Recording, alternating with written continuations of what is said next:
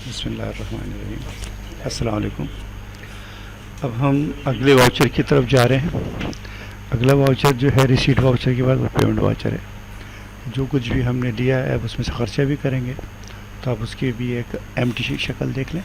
یہ payment voucher ہے، اس کے اوپر سب سے اوپر ہے واؤچر کا نمبر آ گیا، اس کے بعد ڈیٹ آ گئی، ڈیٹ کے بعد پیڈ ٹو میسرس، کس کو ہم یہ دے رہے ہیں، ٹھیک ہے نا، اور کس طرح دے رہے ہیں، کیش سے دے رہے ہیں، پی آرڈر سے دے رہے ہیں، ڈیمانڈ ڈرافٹ سے دے رہے ہیں، چیک سے دے رہے ہیں، کس چیز سے دے رہے ہیں، ٹھیک ہے نا۔ اس کے بعد یہ اس کا کوڈ آف اکاؤنٹ ہے، ڈسکرپشنس ہیں، اور جناب یہ اماؤنٹ ہے۔ تو جو کچھ بھی ہم دیتے ہیں اس کی تمام ڈیٹیل اس میں بھرتے چلے جاتے ہیں۔ کوڈ آف اکاؤنٹ آ جائے گا، اس کی ڈیٹیل آ جائے گی ساری کی ساری کہ کیا ہے، پھر اس کے پیسے آ جائیں گے یہاں سارے میں، ٹھیک ہے، اور پھر نریشن لکھیں گے کہ اماؤنٹ از بینگ پیڈ سو۔ پھر جب یہ کمپلیٹ ہو جائے گا تو یہاں پر ہم پریپریشن جس شخص نے بنایا وہ سائن کرے گا، اس کے بعد چیک بائی والا آدمی سائن کرے گا، اس کے بعد اپروول دیا جائے گا، اور پھر پاس فار پیمنٹ ہو جائے گا، اور یہ ہمارے پاس سے پیمنٹ چلی جائے گی، ٹھیک ہے۔ اب اگلے واؤچر پہ آئیں۔ اگلا واؤچر ہمارے پاس ہے جنرل واؤچر۔ جنرل واؤچر کی ایم ٹی آپ شیڈول دیکھیں، صحیح صاحب کا یہ بنایا گیا ہے، جنرل واؤچر ہے، اور یہاں پہ واؤچر کا نمبر ہے، واؤچر کی ڈیٹ ہے۔ اسی طرح سیریل میں ہمارے پاس جتنے بھی ایڈجسٹمنٹس ہیں وہ ہم یہاں پہ لے کے آئیں گے، ٹھیک ہے۔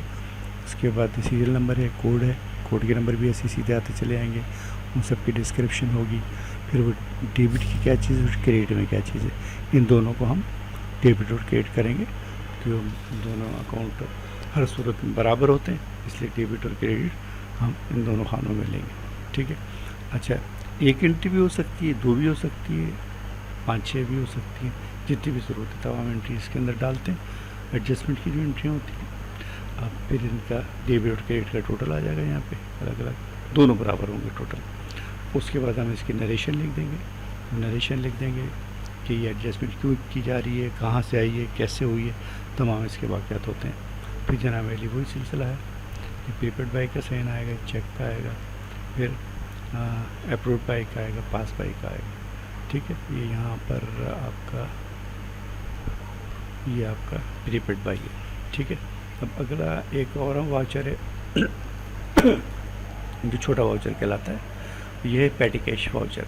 اس میں یہ ہوتا ہے کہ چھوٹے چھوٹے جو اخراجات ہوتے ہیں وہ پے کیے جاتے ہیں۔ ہوتا یہ کہ بڑے کیش جو ہوتے ہیں اس کو ہر دفعہ کمپنی کا کوئی بڑا کیش نہیں ہوتا، بہت چھوٹی چھوٹی باتیں بھی ہوتی ہیں، تو اس میں بھی پیمنٹس ہونی ہوتی ہے، ورنہ تو کمپنی کے بہت سارے معاملات رک جاتے ہیں۔